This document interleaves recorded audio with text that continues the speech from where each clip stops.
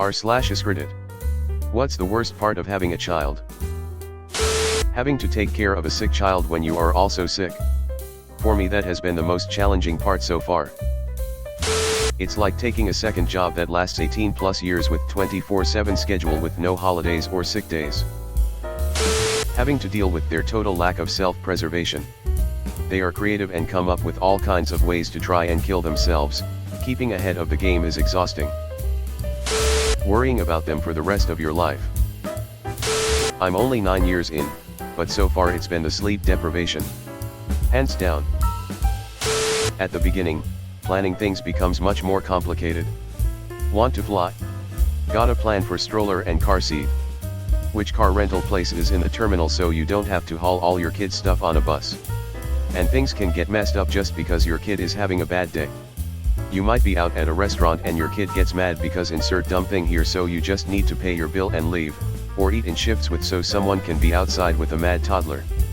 Don't get me wrong, I love my kid and wouldn't change anything, but details that never mattered to me before become things you have to take into consideration.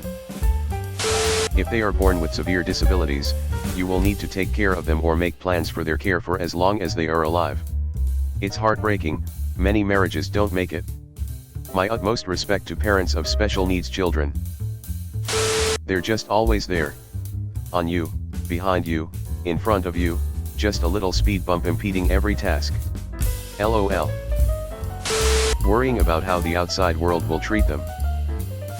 I'm divorced and the worst part of having kids is being tied to my ex forever. You have to feed them like every day. The loss of freedom. I can't just go somewhere. Even with older kids, there's so much planning and thinking and getting ready. I miss being able to just decide to go somewhere, and go there. For me, it's giving up a part of myself that I will never get back.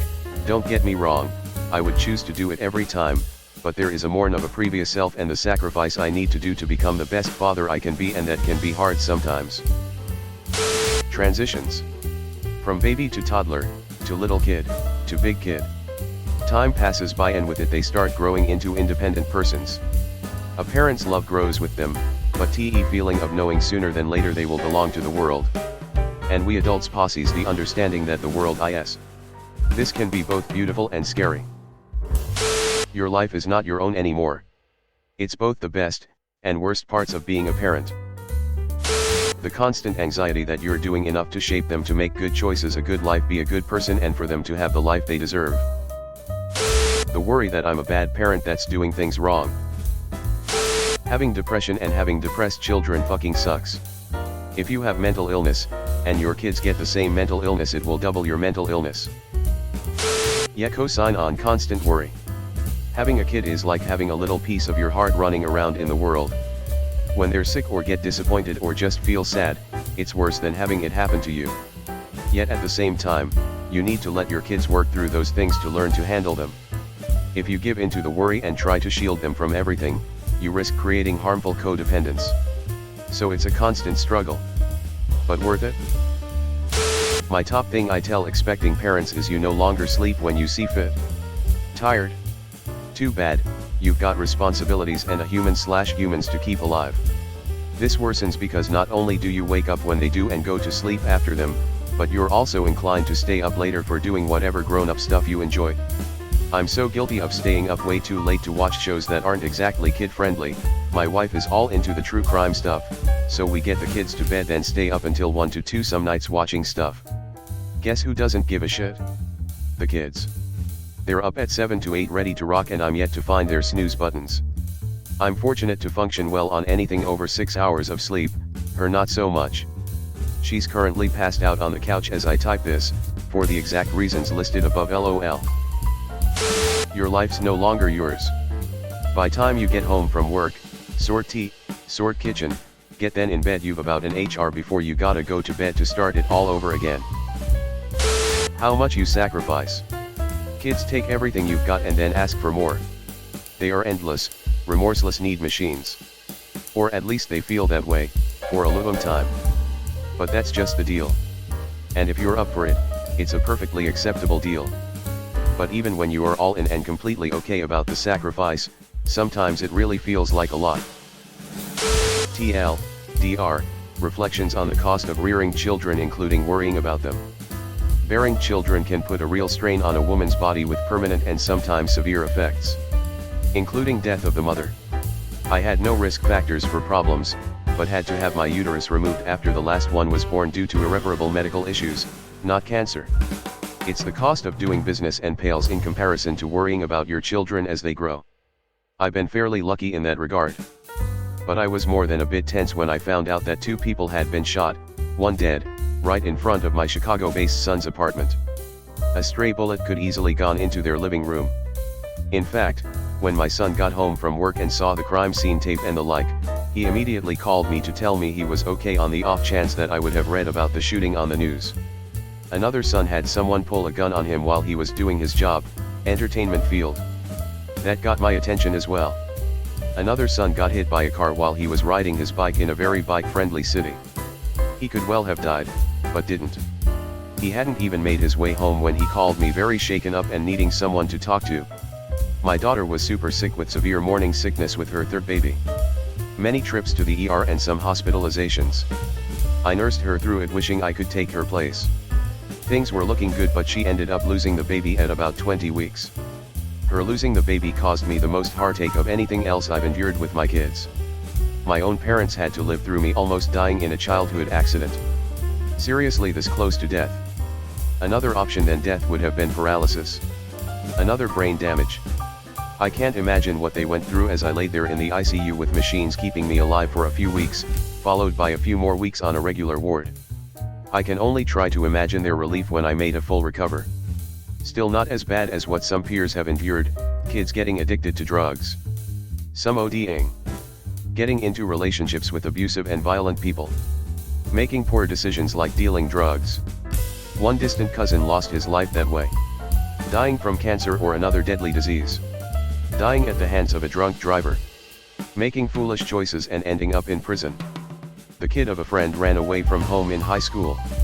Not a bad kid, just 2 crazy teenagers convincing each other that a spontaneous road trip would be fun. With shitty planning, not enough money and unreliable vehicle, convincing themselves they would pick up odd jobs along the way. My friend, his father, was sick with worry. The kid ended up straightening out, going to college, and getting a regular job. But, my friend still looks back at that time in their lives with a shudder. Being hungover on a Sunday morning catering to a 3 and 1 year old. Watching them stray down the wrong path. Wishing they'd listen to you. Watching them leave home. When they die before you. Been there. Teenage years, worked for a customer once who put a sign on their fridge saying "Leave home now" while you still know everything. The uncertainty if you're parenting correctly. #1 Watching them be in pain, physical or emotional. #2 Cleaning up vomit. I haven't slept for 7 years. Currently both parents being sick after we caught it from our child, who is all better now and wants to play. We have no local support for babysitting in these situations. The future that they'll have to exist in. From a greedy perspective, you lose a lot of the freedom that you had from before you had a kid. It is harder to go out, you can do what you want to do less often by far.